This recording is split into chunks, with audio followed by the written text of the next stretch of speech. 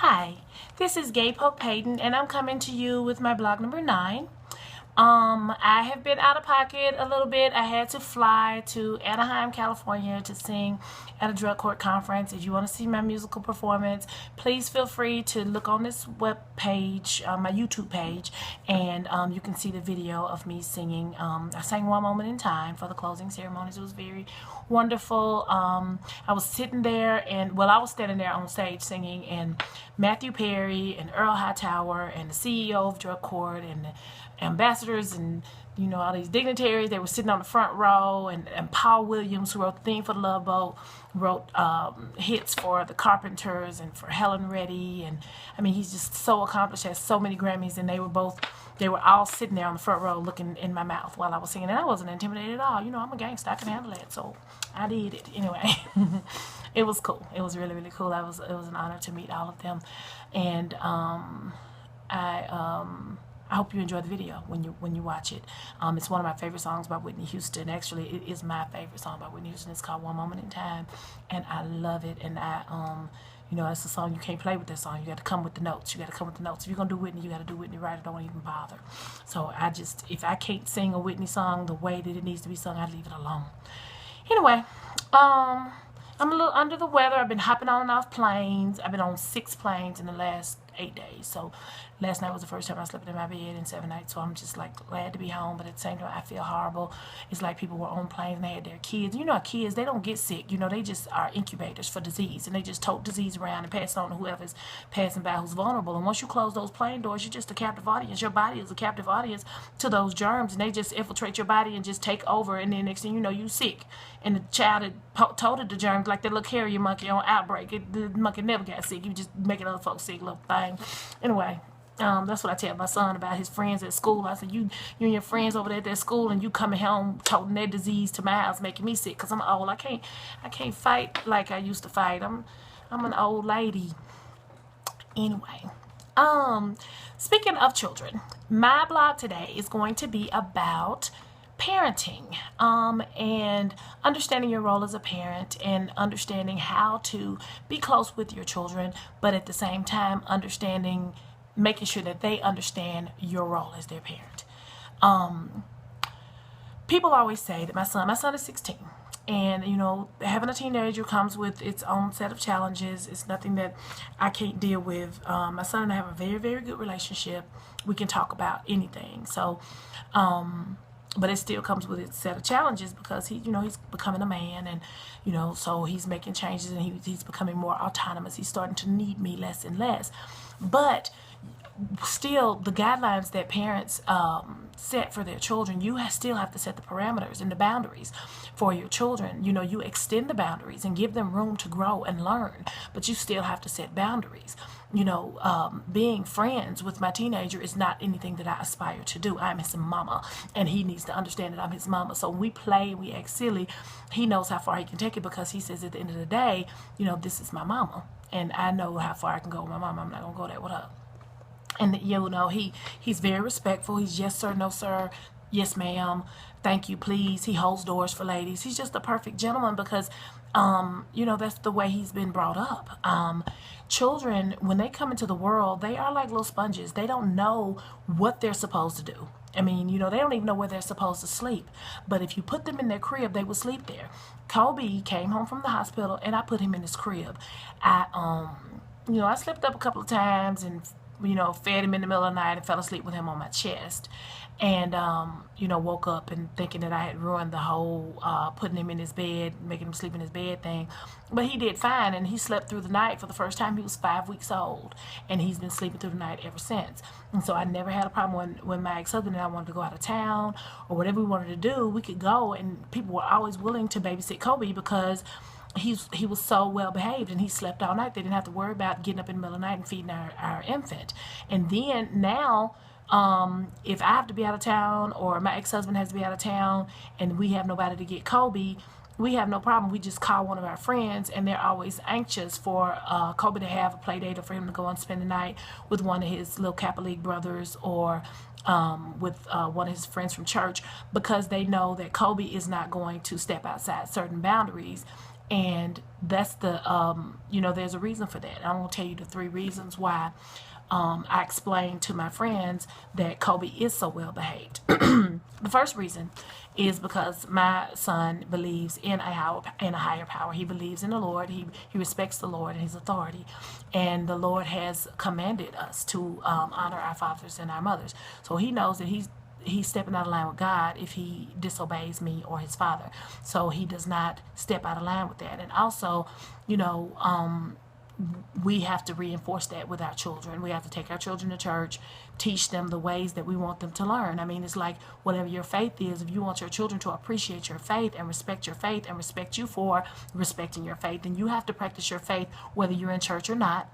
You have to walk the walk that you walk in church in front of your children when you get home. Because if you step out of church and you're in the parking lot, you cussing your kids out in the car, then, they're not going to have any respect for your God, because of the fact that your respect for your God only lies inside the 4 corners of the church. So that means that you have to walk the walk even when you're not inside the church. You run across church and shouting and knocking people in their head, knocking their heads off, and doing all that stuff and getting your praise dance on. But then when you get in the car or when you get out in the parking lot, you cussing the parking ministry man out because he won't let you out, and you ready trying to get home so you can watch the football game. That's not of God. That ain't how the Lord don't want you acting ugly like that. So you have to show your children that you respect your God. And so that means you have to respect your God whether you are in the house of the Lord or if you're not in the house of the Lord. And if you respect your God, then your son and your daughter will respect your respect for your God, and they will respect your God.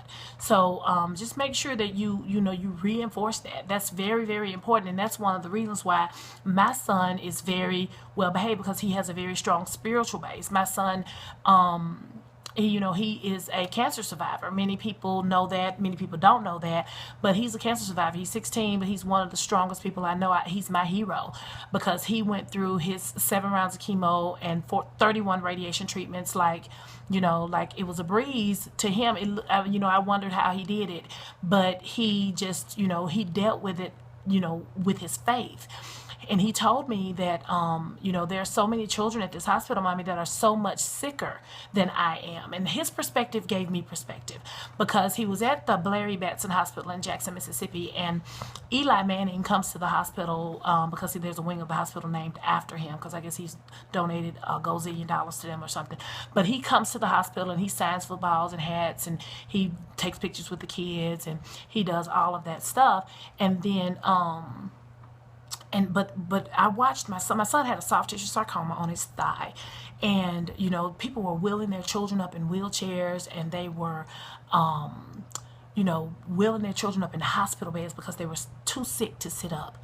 And I watched my son, who had 2 surgeries on his leg and who had surgery to have a chemo port put in his chest, walk up to Eli Manning and shake his hand. And that perspective gave me everything, because it's just like, you don't know how good you have it until you look around and see what other people have to endure.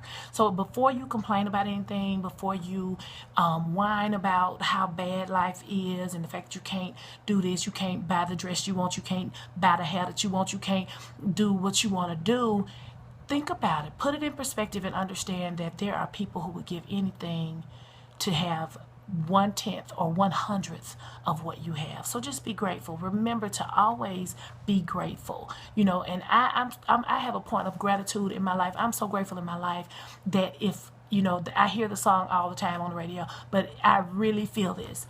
If the Lord never does anything else for me, he's done enough. He's done more than enough. He has sustained me through losing my parents. My mother died. My father died 3 weeks or 2 weeks before I graduated from law school. My mother died 17 months later when I was 2 months pregnant with my son. And God sustained me through that. I mean, and that's what I talk about in my song. There's one of my songs that's on the soundtrack for my cousin Patrick Ian Polk's movie Blackbird, starring Monique Hicks, who is the Oscar and Image Award winning actress for Precious, and it stars Grey's Anatomy's Isaiah Washington, and my song is called God Gives Me. And the verse is different, and the chorus changes based upon what the verse is saying. Like the first verse says, I remember well the trials that God has sustained me through, but thus far I've been there where you are. I've been up and I've been down. I've cried till I could no longer make a sound. Hope could not be found. And then I said, life can get so crazy, the forest blocks the trees, but trusting God through trials helped me find the strength I need. And then the chorus of that verse says, God gives me strength that surpasses all understanding. Be strong, hold on, give him trust, he'll give you joy. God gives me strength that surpasses all understanding. Make him yours, and he'll protect you from the troubles of this world. Then the second verse says, when my first love left me crying, I know now that you were teaching me that I had to trust you with my life. You told me how to be the gift, to be to man what you called me to be. It's my birthright, you see. And let's see, sometimes when you are lonely, the forest blocks the trees, but trusting God through trials help me find the love I need. And then the chorus says, God gives me love that surpasses all understanding. Then third verse talks about my mother, and it talks about, it says, when I heard my mom was dying, you led me to the smiles beyond my tears. I had to face my greatest fear, but she knew my son was on the way, and she told me to protect him come what may. She said, I'll understand one day. Grief can weigh you down and make the forest block the trees, but trusting God through trials helped me find the peace I need. God gives me peace that surpasses all understanding. Be strong, hold on. Give him trust, he'll give you joy. God gives me peace that surpasses all understanding. Make him yours, and he'll protect you from the troubles of this world. And I wrote that song probably about 12 years ago. I never knew it would end up on a movie soundtrack. I'm so excited about that. Hearing my voice come out of a movie theater speakers it just was amazing. It was the most amazing feeling. Anyway, it was kind of like was it last week? It was Saturday when I sang at the drug court conference. When I sing the national anthem, people are already standing up, so I never know if I'm getting a standing ovation. But, I got an authentic, bona fide standing ovation when I sang One Moment in Time at the drug court conference. It was so awesome. It was incredible. Anyway, so that's the number one reason why my son doesn't give me any trouble, because he respects God. He respects the God that we serve, and he knows that in order to have access to the things that God wants him to have access to, he's going to have to honor his father and his mother, and he does that. The second reason why my son is so well behaved is because he understands that the line between me and crazy is invisible to the naked eye, and he is very, very careful not to push me across that line, because he knows once I'm over there, it ain't nothing you can do to bring me back. You just got to deal with me until I bring myself back. So he's very, very, very, very careful not to push me across that line by doing silly things. And the third reason is because even though, I teach my son about government, respect for the law and, the hierarchy of our government, he understands this country is a democracy, but he understands that my house is a dictatorship. And I am a single mother, so that makes me the queen. And my son knows that if he wants princely privileges, then he's going to have to act like a prince. But if he acts like a joker, he's going to learn the hard way that the queen don't play. I quit school because of recess. I don't have time to play with children, not even mine. And Kobe knows that I will do anything for him. People always talk about how well-dressed he is and how spoiled he is. And he is a little spoiled. But I would rather be spending money on my disciplined child to buy him a suit or buy him something nice to wear, buy him some Timberlands that he's been wanting for a year, or to buy him something, so a nice piece of jewelry, his Michael Kors watch I got him for his birthday last year. I would rather spend my money on that than to spend my money on bail money, or on a lawyer to represent my child, or fines and fees because he's out there breaking the law and acting a fool. I'm not going to do it. And and my son, he's junior, he's finishing his junior year. He just turned 16 2 months ago. So he's junior class president for his school, and the junior class president is just responsible for so much. The junior class gives the senior prom to the seniors for their going away gifts. So, he's responsible for a lot. So actually what happened when he became junior class president, I became mother of the junior class president. And so instead of having 5 jobs as a judge, a lawyer, a single parent, an aerobics professor, a songwriter, a singer, an author, I'm also mother to the junior class president. It's 9 jobs. I got 9 jobs, y'all. Help me, help me. I'm like, help me. I need, anyway. I'm good. I'm good. I don't need no help. So anyway, God is my help. Jesus is my help. We whole right here. I'm whole right here with the Lord. Okay. So and that's in one of my blogs. I talk about, slowing your roll and pump your brakes. That's number 8 blog. I talk about pumping your brakes and don't look for anybody to complete you. Look for somebody who can complement who you are as a person, and y'all can come together as 2 whole individuals and make life better for each other instead of you trying to pull him out of a ditch or him trying to pull you out of a ditch. You need to both be standing on solid ground on your own 2 feet. Every tub got to stand on its own bottom. I don't want a man's money. I just want him to not want my money, because you ain't getting it. Anyway, let me see. What else was I going to say? So I was just telling, that's what I explained to my son. So I don't mind buying him nice things. I want him to have nice things, but he understands a very simple concept that is biblical, but we apply it to the rules of my house. Mommy giveth and mommy taketh away. So if you want access to my stuff, then you act like you got some sense. If you don't want to act like you got no sense, then you just don't get none of my stuff. It's just that simple. You can't have my stuff and act the fool at the same time. It's just not going to go down like that. So, you just have to raise your children. You can't, if you don't raise your children, the criminal justice system will do it for you. You cannot slack up on your responsibilities to take care of your children. You cannot, say that those teachers down at the school don't understand my child. You can't go down to the school cussing your kids' teachers out because they're down there showing out. You have to be the disciplinarian at your home. You have to let the discipline start at home and let it spill out into the world. Joe Clark said that discipline is not the enemy of enthusiasm, which means that your child can still have a good time while remaining under control and remaining a productive member of society. Because if you don't make your child behave, and men, if you don't make your child behave, the criminal justice system will make your child behave. They will tell your child when he can change clothes, when he can get up, when he can go to sleep, when he can pee, when he can do number 1, number 2. Okay, so if you don't want to do it, somebody will do it for you. And so, don't, like when your child is twerking and cussing you back and talking back to you, you think it's cute, and they telling you to shut up, and you think that's cute. He ain't gonna tell the police to shut up, because he had one time to tell the police to shut up, then he's going to jail.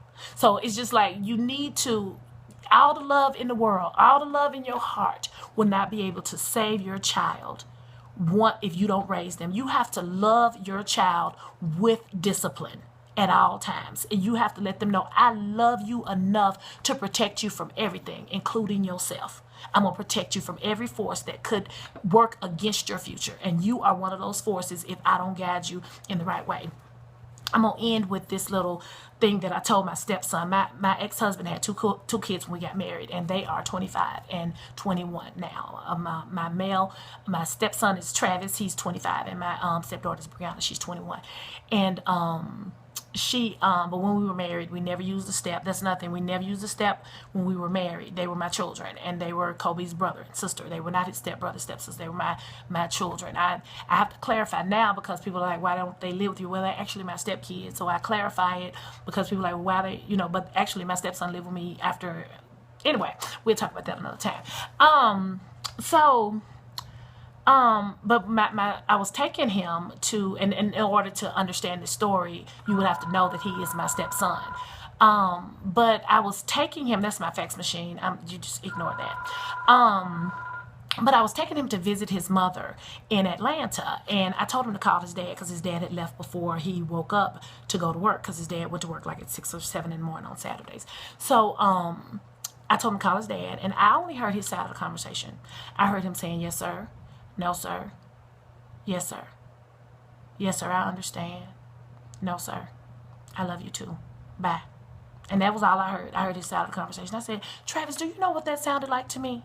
And he was like, ma'am, I said, it sounded like when my clients, I'm a criminal defense attorney, and when my clients are standing before the circuit judge and they're entering a guilty plea, and they're answering the judge's question, they're saying, yes, sir. No, sir. Yes, sir. Yes, sir, I understand. No, sir. And then at the end of the conversation, the difference is the judge does not end by saying, I love you, son. He says, I hereby remand you to the custody of the sheriff for implementation of your sentence. So you need to receive love with your discipline while you can get love with your discipline. Love your children while you can love them. Men, be there for your kids. They will look for acceptance in gangs. They will look for acceptance in different peer groups that they don't belong in because they're not getting acceptance from the most important man in their life. Ladies, if your baby daddy wants to be in their children's life, don't block that. You don't have the right to block that. Your child has a right to know who he is, and he won't know who he is, or she won't know who she is without knowing his father.